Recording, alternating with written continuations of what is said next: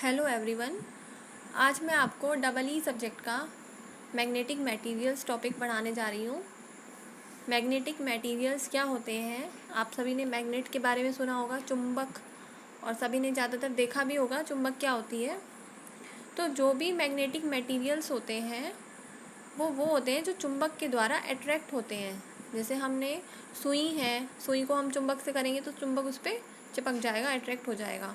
तो इसी तरह से जितने भी वे पदार्थ जो मैग्नेट द्वारा अट्रैक्ट होते हैं, या फिर ये कह सकते हैं कि जिनमें मैग्नेटिक प्रॉपर्टीज़ जनरेट की जा सकती हैं, या जिसको मतलब मैग्नेट बनाया जा सकता है, वो हमारे मैग्नेटिक मटेरियल होते हैं। जैसे कि आयरन, कोबाल्ट, निकल और उनके एलॉयज़। ठीक है, तो इनकी जो मैग्नेटिक प्रॉपर्टीज़ होती है वो क्या होती हैं? मैग्नेटिक प्रॉपर्टीज़ के बारे में देख लेते हैं। मैग्नेटिक प्रॉपर्टीज़ ये होती है जब हम किसी चुंबक को लटकाते हैं, जैसे इसमें दिखाया है मैंने, तो अगर लटकाते हैं तो चुंबक का जो नॉर्थ पोल होता है वो अर्थ के नॉर्थ पोल की तरफ, और जो चुंबक का साउथ पोल होता है वो अर्थ के साउथ पोल की तरफ ही रुकता है। अगर हम किसी भी मैग्नेट को लटकाएं तो उसका नॉर्थ पोल अर्थ के नॉर्थ पोल की तरफ और साउथ पोल अर्थ के साउथ पोल की तरफ ही जाके रुकता है। ये इसकी प्रॉपर्टी होती है। दूसरी प्रॉपर्टी होती है there is a attractive force between opposite poles of a magnet. अगर दो मैग्नेट हैं तो उनके जो फोर्स हो, मतलब अपोजिट पोल्स होंगे, जैसे कि नॉर्थ और साउथ, साउथ और नॉर्थ, तो उनमें अट्रैक्टिव फोर्स होगा। And repulsive force between the same poles, अगर सेम पोल्स होंगे तो उनमें रिपल्सिव फोर्स होगा, यानी कि प्रतिकर्षण होगा। और एक जैसे होंगे तो प्रतिकर्षण, और अपोजिट होंगे तो आकर्षण। जैसे इसमें दिखाया गया एन एन है तो ये दूर भाग रहे हैं, एस एस है तो दूर भाग रहे हैं, लेकिन एन एस है तो एकदम पास की तरफ आ रहे हैं, अट्रैक्टिव फोर्स, और एस एन है तो ये भी अट्रैक्टिव फोर्स। ठीक है, तो ये दूसरी प्रॉपर्टी थी। अब तीसरी प्रॉपर्टी क्या होती है कि यदि दो चुंबक, चुंबक एक, चुंबक दो, किसी भी डिस्टेंस पे रखी हुई हैं, कोई एट एनी डिस्टेंस, कुछ भी डिस्टेंस पे, तो उनके बीच जो फोर्स होगा, एक फोर्स होगा, क्योंकि जब आप देखोगे दो मैग्नेट को आप आमने सामने रखते हो तो एक फोर्स लगता है, खींचती हैं मैग्नेट एक दूसरे को अपनी तरफ।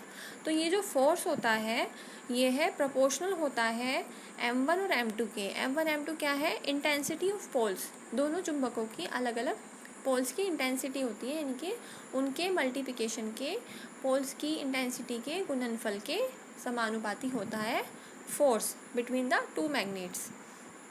ठीक है, फोर्थ मैग्नेटिक प्रॉपर्टी क्या है कि ये उनकी दूरी के, जो उनके बीच की दूरी है उसके स्क्वायर के रेसिप्रोकल के बराबर होता है, यानी कि उसके इन्वर्सली प्रोपोर्शनल होता है 1/d² के F, ये जो फोर्स होता है। ठीक है, फिफ्थ प्रॉपर्टी ये होती है कि अगर हम किसी चुंबक को ब्रेक कर दें, जैसे कोई चुंबक है हमसे बीच में तोड़ दें, तो उसमें फिर से दो पोल ही रहेंगे, यानी कि उसके दो हिस्से जो हैं वो एक पूरी चुंबक की तरह काम करेंगे, वो पूरा मैग्नेट ही कहलाएंगे, ये हिस्सा नहीं कहलाएंगे। ऐसा नहीं होगा कि अगर हमने एक नॉर्थ और साउथ की कोई चुंबक है, दो पोल हैं और उसे बीच में से तोड़ दिया, तो ऐसा नहीं होगा कि उसके एक पार्ट में नॉर्थ रह जाएगा, एक में साउथ रह जाए, ऐसा बिल्कुल नहीं होगा। जो भी हमारा टुकड़ा रहेगा उसमें हमारा दूसरा पोल ऑटोमेटिकली माना जाएगा, यानी कि नॉर्थ साउथ, यानी कि कोई भी चुंबक का कोई भी जो पार्ट होता है, टूटा हुआ अंश होता है, वो एक पूरा मैग्नेट की तरह ही काम करता है।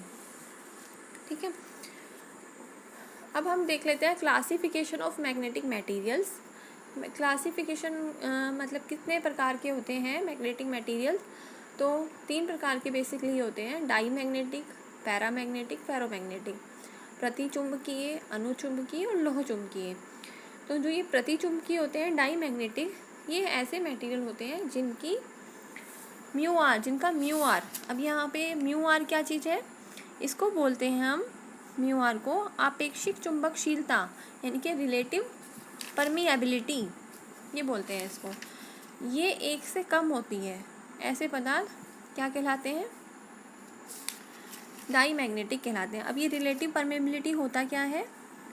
ठीक है, ये परमेबिलिटी आपने पढ़ा होगा कि B/H के रेशो को हम परमेबिलिटी कहते हैं, तो म्यू से डिनोट करते हैं।